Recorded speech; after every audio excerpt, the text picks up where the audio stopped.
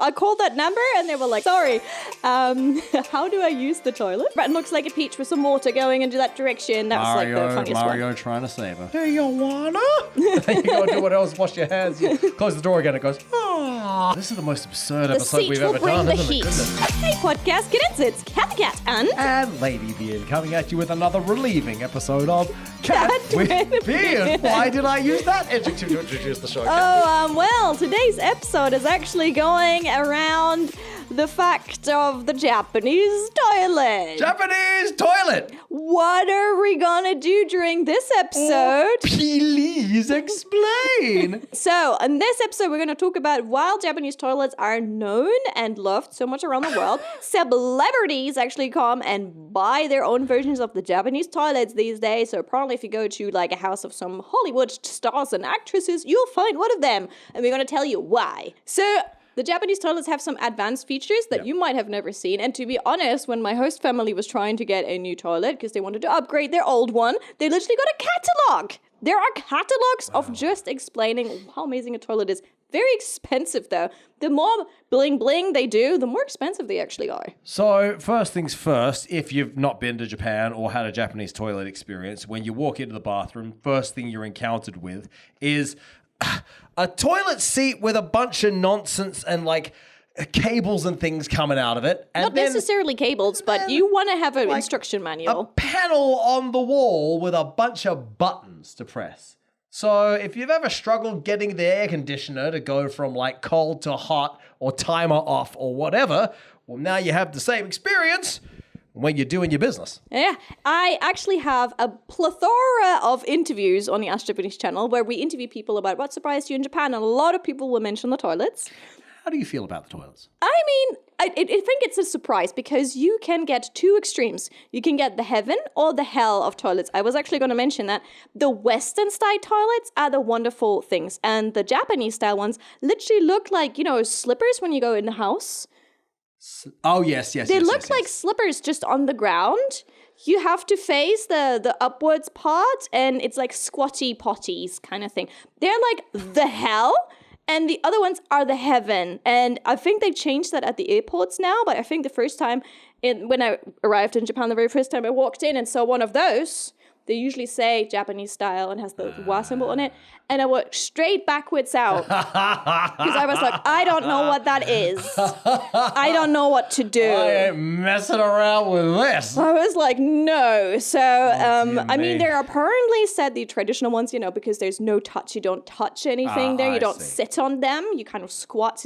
That makes them more hygienic, I think. Okay, well. But Japan is a very clean country, so especially if you go to a department store and such, they're super clean. There's constantly stuff cleaning them. And then they have tons of buttons. Buttons. Lots of buttons. And my favorite button looks like... My favorite button looks like a peach. A peach? It looks like a peach, My favorite button looks like a peach with some water going into that direction. That was like the funniest one. Mario trying to save her. Maybe something like that. So it's a me. A lot of the shocking scenarios that foreigners experience is they are there and then they don't know which button to push to flush. Yep. So we had a couple of interviewers who said they accidentally pushed the wrong button and then suddenly out of that toilet attacked them with warmed up nice water, and there was like screams from the bathroom, and people were surprised and shocked because it has the famous bidet function. The famous bidet. So tell us, Cathy Cat, what happens? Now, first of all, there's different things. First of all, there's a masking noise. So generally automatic, sometimes you have to push a button for it, that just plays the sound of water. That's like sound of a waterfall, whatever, to mask your own sounds. I agree with that, because I think that's embarrassing. So, good. Apparently, in the old days, women used to flush the toilet to hide their natural sounds. Yes. So, that wasted a lot of water, so that's why that sound thing is there now. I see. Is what I've heard. Then apparently it has also a bidet function, which is usually you see a woman sit down. That's, if you are a gentleman, you don't need to push that one. That's the bidet function. That's for the ladies. The one that looks like a peach is for your peach. But another thing that a lot of foreigners mention is that they're really happy about are the warm seats. Ah, the warm seats. The warm seats are very nice. They're between 30 degrees and 40 degrees. Yeah, which is a good temperature, isn't it? Especially in the wintertime. Everything's freezing around you. Some of them can be literally burning your peach if you sit on them for too long. Sometimes you get red legs. And I've seen probably if you are in if it's a very small toilet, some people actually use it to heat the toilet in winter. Because if you crank the seat up to max level, it will be so hot that it brings constant heat into that small room, and it will actually be just heated by the benza, the circular thing. What's that in English? Seat. Yeah, the seat. Wow, this is the most absurd episode we've ever done, isn't it? Goodness. It sure will. That was good. The seat will bring the heat. That was good. Seat will bring the heat. I want one that instead of playing the waterfall noise, it plays your Kendrick Lamar. Be humble. Sit down. Be humble. Sit down. Actually, I know that because my host family bought a new one, and that was one of the options they were asked for by the staff, whether they want to program it with their own favorite music. Oh, you can do that? You can do that. You can do that. I want to sit down for a bathroom experience and hear, I'm blue, da-ba-dee-da-ba-die, Anything you want. da-ba-die. Actually, everyone who's watching this on YouTube right now, what song should your ideal Japanese toilet play? I'm looking forward to reading that. It's going to be hilarious. Oh. Down with the business? Down with the business.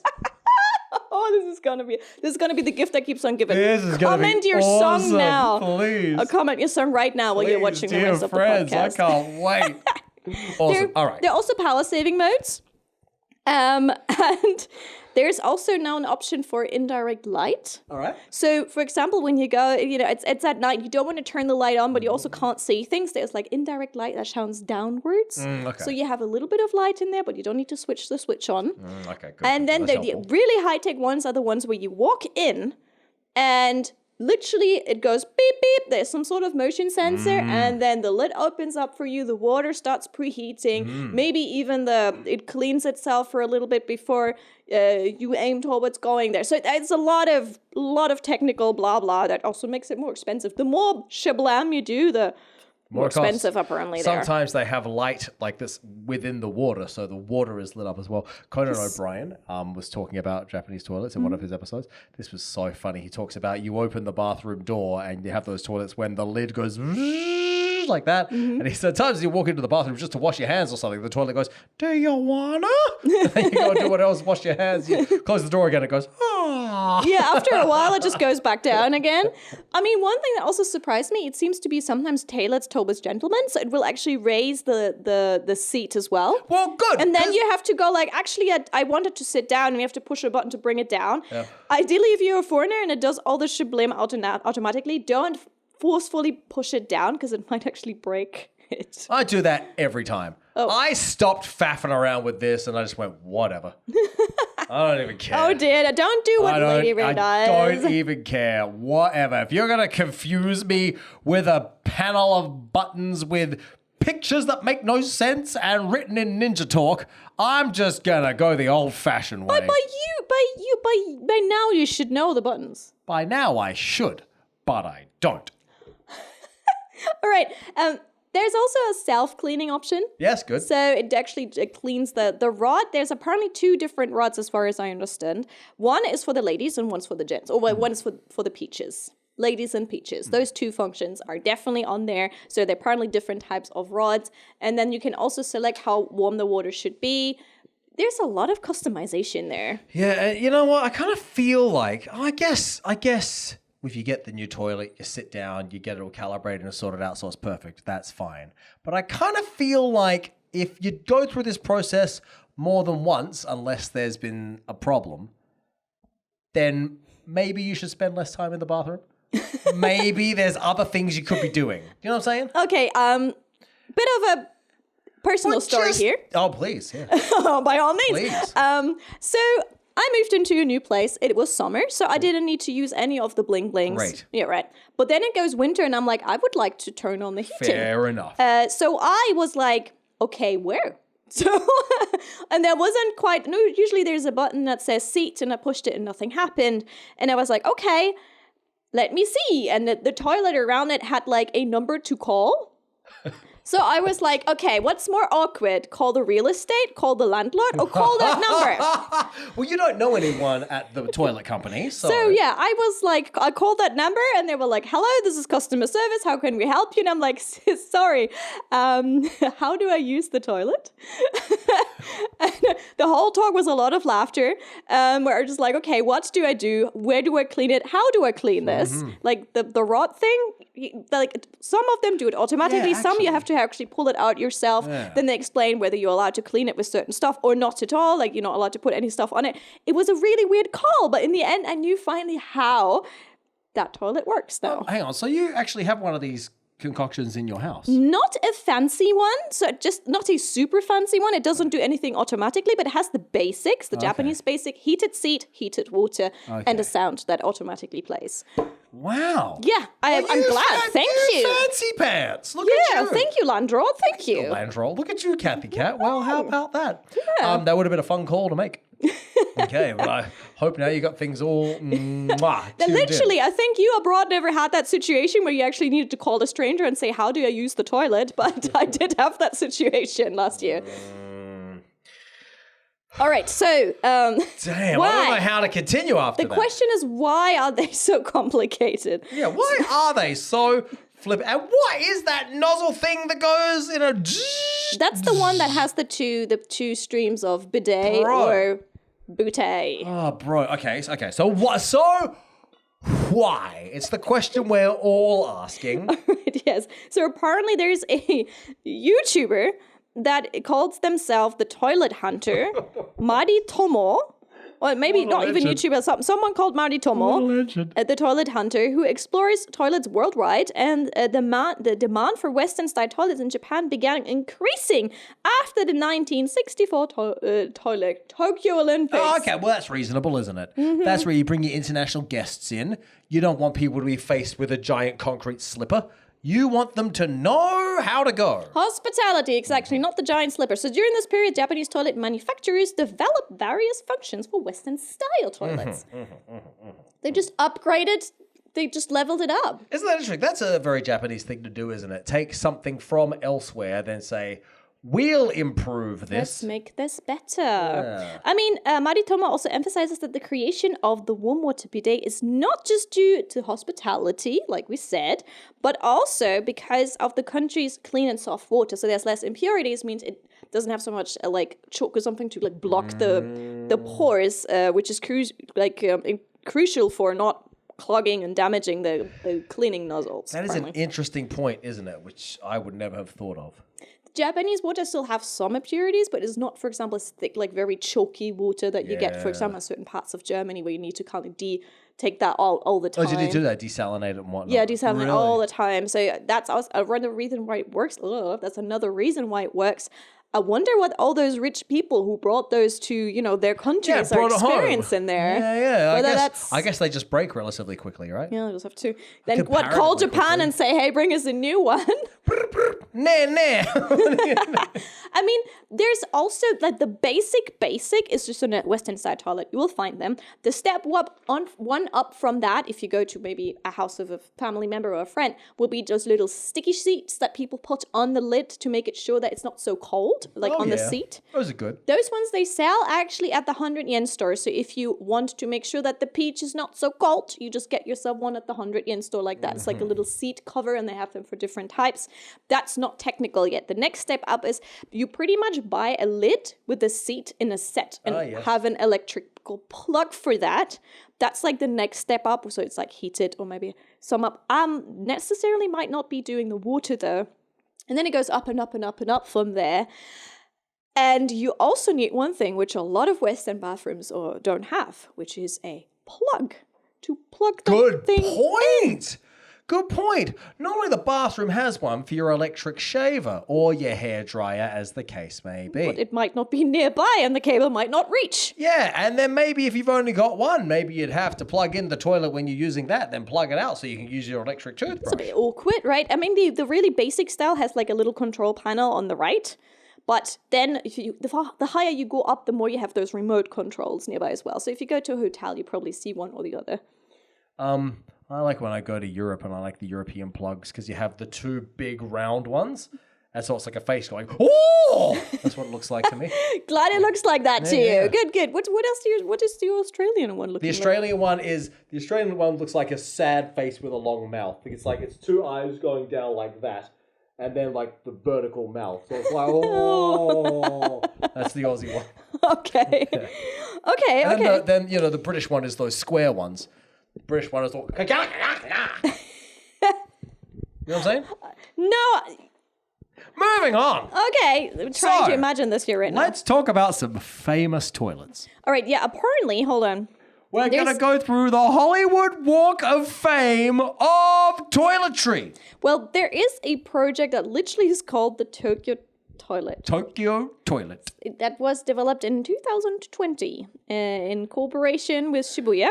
The Nippon Foundation did that. So they thought about this. That was work. during the pandemic. Good job, Nippon Foundation. That's taxpayer money well spent. Yeah, during the pandemic. The projection goal is creating a society that embraces diversity, installing public restrooms that can be comfortably used by anyone regardless of gender, age, or disability. Agree with that. That's good. That's good. I can get behind that. Just need to mention one thing though. Unisex where everyone uses toilets are not a new thing in Japan because of the lack of space. In a lot of places, you have one single toilet that has to serve all, which means in cafes, in restaurants, in ramen places, there will be only one toilet, and especially izakayas as well. You know, there's just one there. Or there might actually be two, but they're not labeled by gender. It's just who needs it uses it. Yeah, have a So crack. that idea is not so new to have like a unisex toilet. It's just like, why separate it if you can have it access to everyone? No one needs to wait as long. That kind of stuff enough. makes sense, right? That makes sense. So, but these ones are taking it to a next level with the technology that they're adding to it. Wowzers. So, number one, we have the high toilet. This episode. Oh, it's so absurd. The That is high literally- toilet. All right, the high toilet in the Nanagodori Park by your mate Kazo Sato. Oh, Kazo! So this one is called high toilet Oh, because hi, that's toilet. how you greet the toilet. And Oh, hi. you talk with the toilet because it does everything by voice control, which is That's smart. quite cool, actually. You don't have to touch anything. anything. You can tell it what you need to do, even just like the water to wash your hands. You can tell it to like start the water and stuff like that. So apparently it does everything by voice control. I can imagine like a salaryman going in there. Anone. If you're confused, I mean, like, I wonder if there's a sign saying, please talk to this toilet. Yeah, right. Exactly. Please talk to me. Oh, it'll be like, what's that AI film? Her? It'll be like that, Ooh. except only in the bathroom. Oh boy. Apparently, inside everything is white and it's designed to challenge the stereotype of dark, unhygienic public restrooms. You know, you can have a white party in the high toilet. That is a lot of money spent on a public restroom. Hey, I think it's awesome. I want to have let's have a cat with beard white party in the high toilet. Oh, hi, that sound- toilet. That'd be awesome. That'd be a great time. Be playing Akon when you're walking.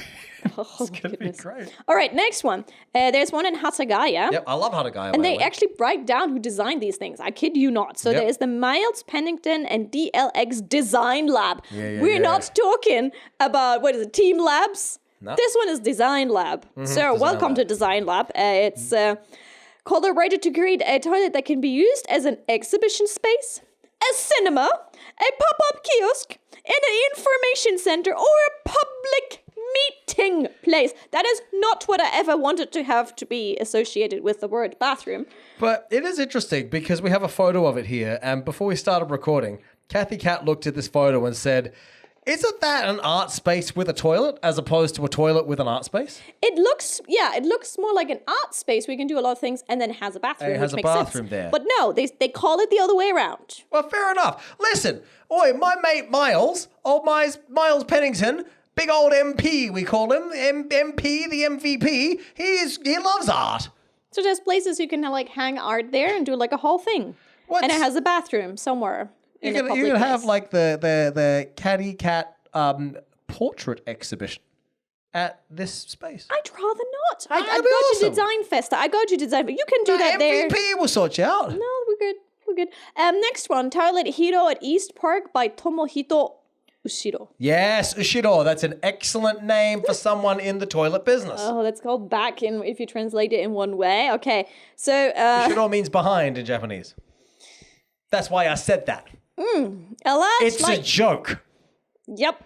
Now you laugh. I hope you do. A large light panel features on the outside of this toilet. It displays 7.9 billion different light patterns, referencing the world's population at the point the project was. So it's a sparkly loo So hang on. So it's sparkling lights all the time. on the outside. Sparkly loo.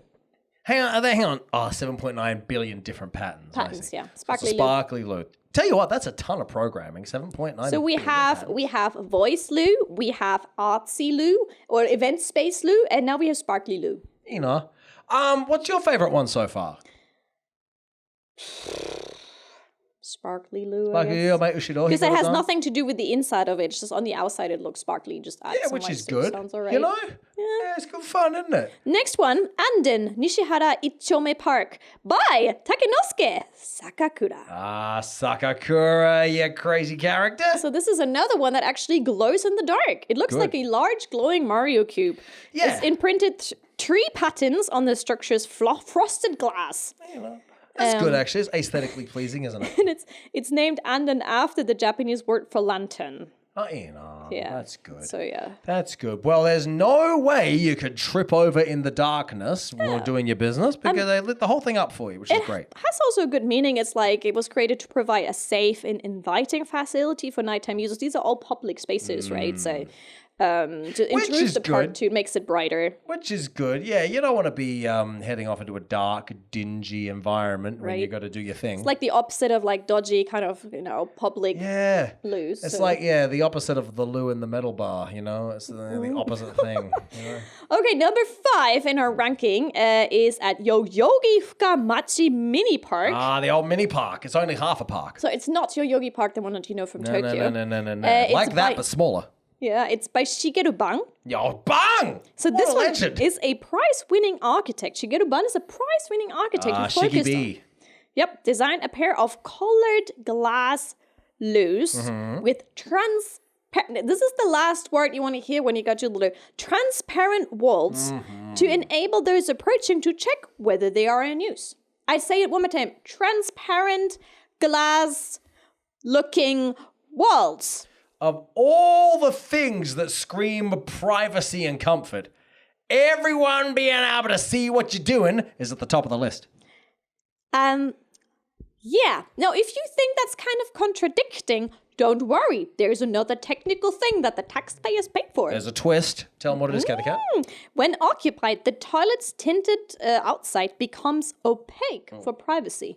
So it actually, I don't know by what magic, Yeah. probably used somewhere in the world, it's suddenly opaque. You can't Yeah, look that's inside right. anymore. So it goes from transparent to, I don't think so, you can't see me now. Which now, as Shiori was telling us before we started, that's actually very good from a safety standpoint. Because no creepy creepers can no hide in it. creepers in. You know what's in that cube before you enter. You'll So- definitely see that before you go in. Yep. Yeah, but sometimes you go into the bathroom and there's just a random object in there. Like you go in there, there's like one shoe, just like in the sink, and you're like, well, I don't know how that got there, but I'm sure there's a story attached. All right, no, we don't really have that at the But in ladies, this really. situation, you know about that shoe before you enter. One shoe.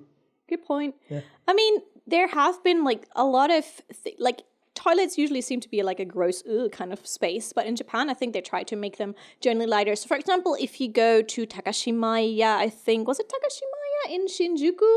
It's like this tall, fancy thing, and if you actually go to any of the bathrooms up high, the area where you wash your hands, you have a view over Tokyo, for Yeah, example. that's a good toilet, actually. It's lovely. Yeah, it's like, they made it look fancy. So there's a lot of hospitality, feeling safe. And what makes Japanese toilets fundamentally different from anywhere else in the world, in my opinion, is just how clean they are. And that's not just due to the staff, it's due to the people who respect that space. So it's not just, I dropped it, let me let that lie around there. Someone else is going to pick it up for me. No, people are trying to keep it clean. And there's always signs inside the bathrooms too saying, thanks for continuing to Keep this place clean. keep this place clean, because it is a combined effort of everyone. Another fancy thing that I've seen at rest rooms at motorways is they have a switch that closes. It's like a thing that locks it. Okay. And on the thing that locks it, you can place your mobile phone.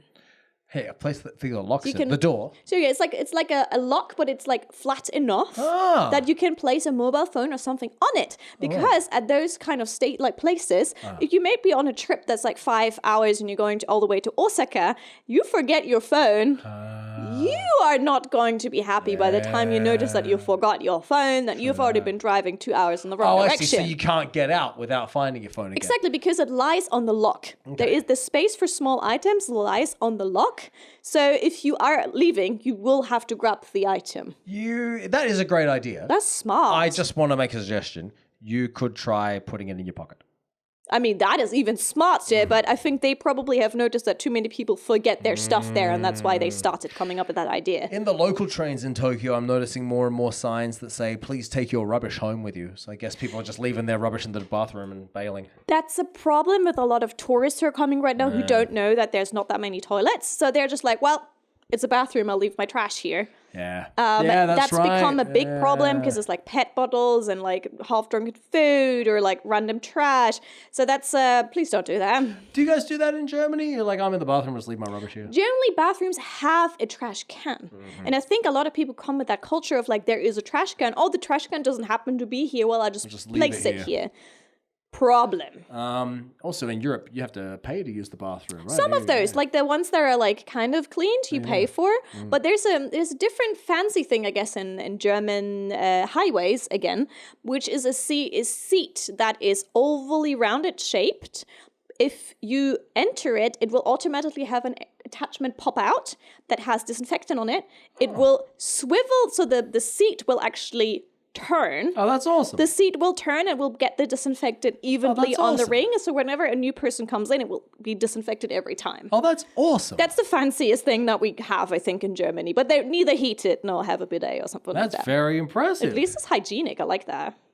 In Australia, hey, if the thing flushes, you're already in fancy pants territory. It's just... You survive. You just walk in there and it's just a room. It's just an empty room. That's all it is. Well, that's... So much toilet talk in this episode. I'm slightly blushing, but okay. Tell you what, though, that is one of the really beautiful things about Japan that I think foreigners really admire and respect, is that there's such a focus on manners. Manners and cleanliness. Yeah, and taking care of the facilities, because they're everyone's facilities. It's not your facility to just make haggard and disgusting, because the next person's going to come in after you.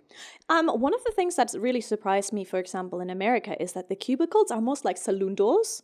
Oh, yeah, they are. And it's like there's no privacy. Japanese ones do clean, like they close properly and stuff. So there's a couple of things that are different. What you probably might expect, though, coming from America, are those seat covers. They're pretty much everywhere in America. Those don't exist in Japan, but that's generally because everyone uses it as quite cleansely. So, yeah. I guess those saloon door ones in America, they have that big gap at the bottom, and big gap. I guess probably that's for safety reasons. Yeah, and also it's because, like, if you're in a Mission Impossible film and you're hiding in the bathroom, that makes sense. You have to crouch on top of that toilet like that. Specifically, so the bad guy can come with his machine gun and machine gun that door and kick it in, so you're not there. The next one, machine gun that, kick it in, so you're not there. Then you bust out of the one at the end and scoot through him to get cover behind the sinks. That's why they do that with the doors. Or you do an Austin Powers movie where you battle one of those assassins on the loo, and the guy next to you think you're just doing your business there. Yeah, that's right. That's an Austin Powers movie. Anyways, I hope you guys have already written what song your magical... Yes, I can't wait to hear what's on your playlist. Your bidet playlist. Your bidet playlist. Well, that was a very toilet humor episode, but I hope you could take some fun away from that. Awesome, though. It was a good one. It was good fun. I hope you enjoy using Japanese toilets. And if you found this informative, please share this episode with someone online to give them that new experience. This has been relieving. Oh, what are we going to do with this episode? Anyways, we'll see you soon next week for another episode of Cat with Beard. We can flush this episode down the loo. Just flush it.